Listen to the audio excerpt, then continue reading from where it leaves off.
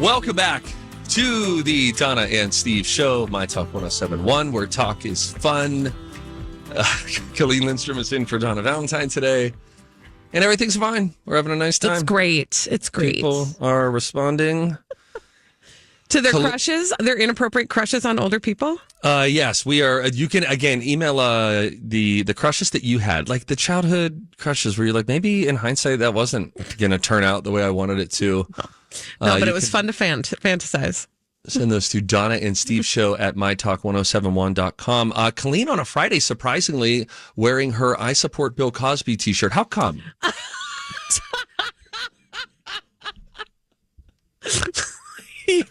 Steve, I didn't know you were an investigative journalist. Yeah,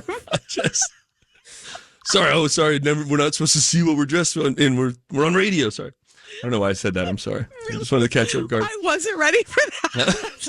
You know what? Martin Short is the best at that. He will always, it feels like he opens on every late night talk show that he's on with, I haven't seen you since you stormed the Capitol, or I haven't seen you since the Diddy party, whatever it is. He is just so fantastic. He's really good at that. And he's totally doing it with Meryl Streep. So, do you think so? Oh, 100%. They're hooking up for sure. Oh, yeah. Aren't they just holding hands, though? They're older. Steve, let me tell you something. Old people got the same parts and they use them the exact same way. And they have more practice. Yeah, there might be, some assistants in that realm, some mechanical. Or medical. Yeah. Sure. Yeah, but no, they're for sure doing it. My grandma and grandfather used to always say this. They would always it was particularly my grandma and grandpa on my dad's side, Grandma and Pat Patterson, for the sake of the conversation. They were unashamed or unafraid of, if the topic came up, they weren't going to act like they were just some, old, out of date Chuck E. Cheese mechanical band members. They were we still love each other. We still want to be with each other. And so we'll do. In fact, my grandfather once said, when I was 17 or 18, the word back then was like pimp. Oh, he's a pimp. All this sort of stuff. And or he's a player, whatever. And my grandfather heard me saying that one time and talking about some stupid thing I just seen on MTV probably. And he was like, "Do you want to know what a real player is?" And he's in his 70s when he tells me this. And he said, "It's if you can be in a relationship with the same woman for 50 years and still please her." He went in that direction. He sure did. But he was like, "Look, you're praising all these guys who are, it's I got this girl, I got this girl, I got this girl. What about continually over the test of time, leaning into developing your intimate relationship with one person?" High five to Gramps. Yeah. That's solid. I've never heard it phrased that way, and I love that. Yeah, I love that. That's a real player.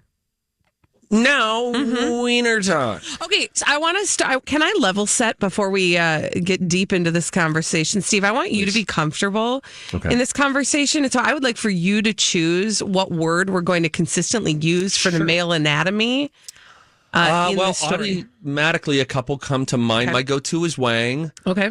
Tallywhacker is a multi-syllable, and I think it's more fun. I do love Tallywhacker. Or we could do Bilbo Baggins. Let's go with Tallywhacker. Tallywhacker really feels, I'm liking the mouthfeel of it, so we're going to stick with Tallywhacker. Sorry, not like that. Come on. Bilbo Baggins would be the other part. Yeah, that's below the Tallywhacker. Oh, that's the Bilbo Baggins accompanies the Tallywhacker.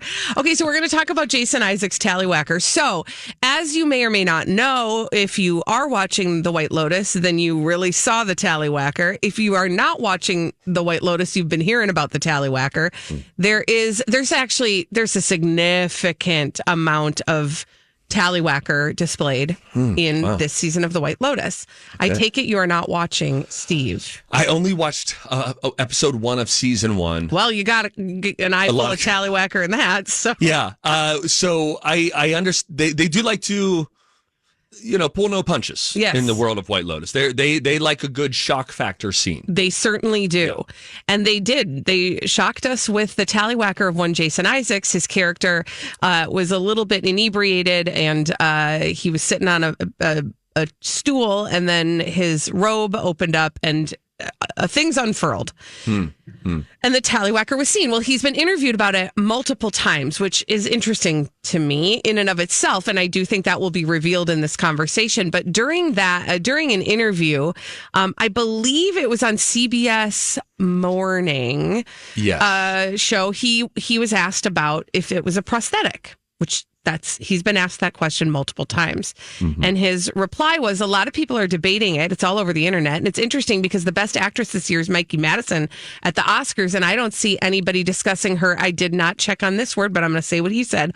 Vulva, which was on the television all the time. It's interesting that there's a double standard for men. And that's the part that got the ire of the viewers, that he referred to it as a double standard for men because nobody's worried about, or everybody's worried about his tallywhacker, but nobody was worried about Mikey Madison's vulva. Yeah. And I think when you throw the word double standard out there and then it is with gender, then it's like, it's almost like a trigger phrase. It's like, wait, what did they say? What was just brought up? People might not have been listening until they heard that. Now, he did, to his credit, within like 24 hours in an interview with Variety, he didn't walk it back. He did apologize, though, for saying it because he knew it didn't land well. Most commenters were pointing out that the reason why we're not talking about Mikey Madison's body is because we are so desensitized to female nudity. Yeah, because it is so common. And that's why people are asking about it. He did say to Variety, I said the wrong words in the wrong way. I used the phrase double standard, which I didn't mean at all. There is a different double standard. Women have been monstrously exploited and men haven't, which is the right way to rephrase that. He did explain, though, he'd done a lot of interviews. He was really tired. And he pointed out the real question that people are asking when they ask if it was a prosthetic tallywhacker is what they're saying is, did we really see your tallywhacker or was it a fake tallywhacker? Yeah. And I feel like that's I think his rephrasing is good. The reframing that is good and fair in that conversation.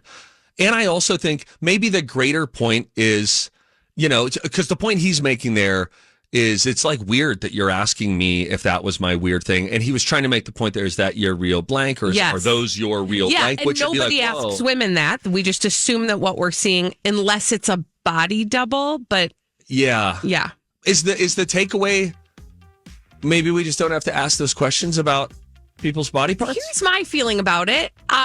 Whether or not it was a prosthetic matters not to me. It was a surprise tallywhacker. And any surprise tallywhacker is a surprise.